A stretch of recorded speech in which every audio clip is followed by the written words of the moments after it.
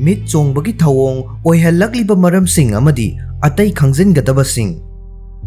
Aikoi miyoibagi haksangda toina natraga marak marakta thengnaba thawong macha macha khudingmakki maramda thajanabi kaya ama manipur yauna India gi mafam ayambada lay.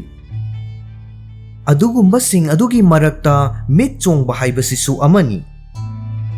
Nupa singda mit ye chonglagana aphaba oi aduga oi chonglagana phattaba oi.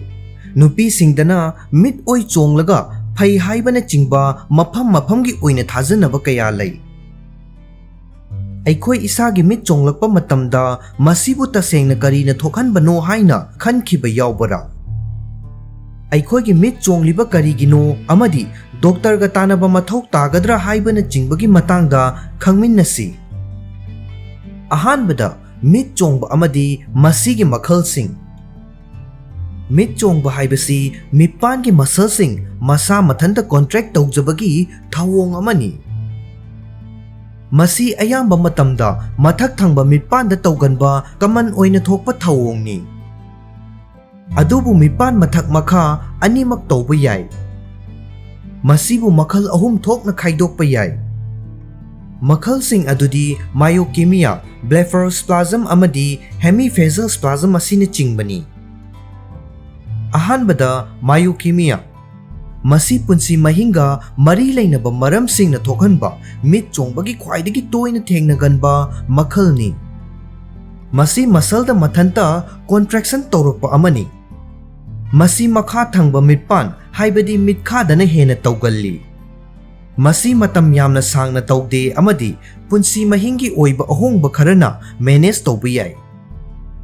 Ani subada blepharospasm amadi hemiphal. Makhal ani asidi genetics ka mari lainaba hakchang manungda laiba medical condition amaga mari lainaba hena aruba makhalni amadi makhoi asi doctor tanaba mathau taba yai. Blepharospasm asina sathiba heli amadi second kaya minute kaya natraga kariguma matamdana pung kaya chupna tawba yai.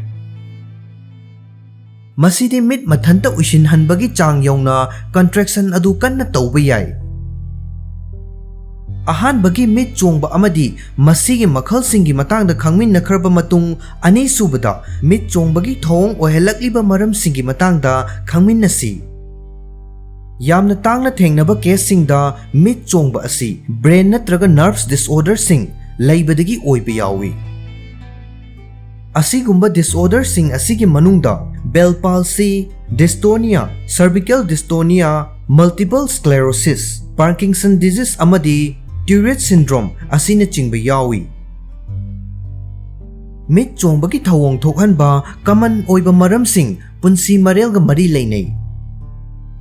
Makhoi sing adugi manungda chanaba sing khangminnasi. Ahanbada stress. Stress haibasi mit chongbagi thawong thokhannabagi khwaidagi kaman oiba maramsinggi manungda amani. Isada mit chongle haiba phawrabadi isada stress laihalliba khudingmak thadokadabani. Tawningba khudingmak tawba yai tawbadabu stress thokhalliba maram adudi lauthokadabani. Ani subada mit chokthaba. Kanagumba miyoi amana numit chupa screen amagi mamangda laiba haibadi khudam oina computer da numit chupa thabak suba mobile numit chupa yengba oiragadi mahakna toina ngaihak pothagadabani haibadi screen da yengba lepkadabani. Mit potha hannabagi matam pigadabani amadi eye strain hantahangadabani.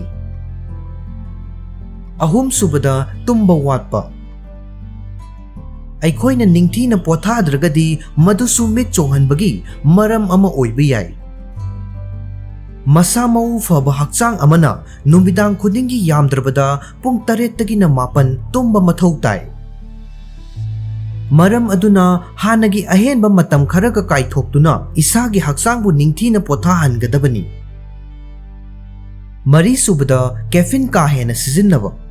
Coffee ka hena sijinnabana hakchangi energy ka hena pi. Karigumba isana sijinnariba caffeine gi chang adu wanglagadi khara hanthanaba honaraga madugi fibam khara fagalaktabra yengadabani. Manga subada mit kangba. mit kangba haibadi dry eye haibasisu mit chongnabagi maram ama oiba yai. Masi artificial tears haplaga fahanba ngamba yai. Taruk subada yu thakpa. Coffee ga chak manana yu thakpagi chang wanglagadi hantahanba mathau tare. Maramdi maduna mit maseng marang uhanbata natana mit chongbagi thawong su thokhalli. Mit chongbagi thawong karamna manage tawgadagi.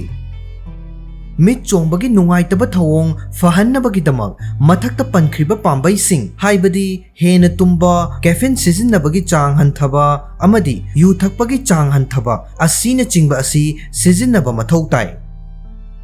Asigumba maramsing asiga mari leinaba punsi marelsing asida semdok semjin khara tawbana mit toina chongbagi thawong manage tawba ngamgani.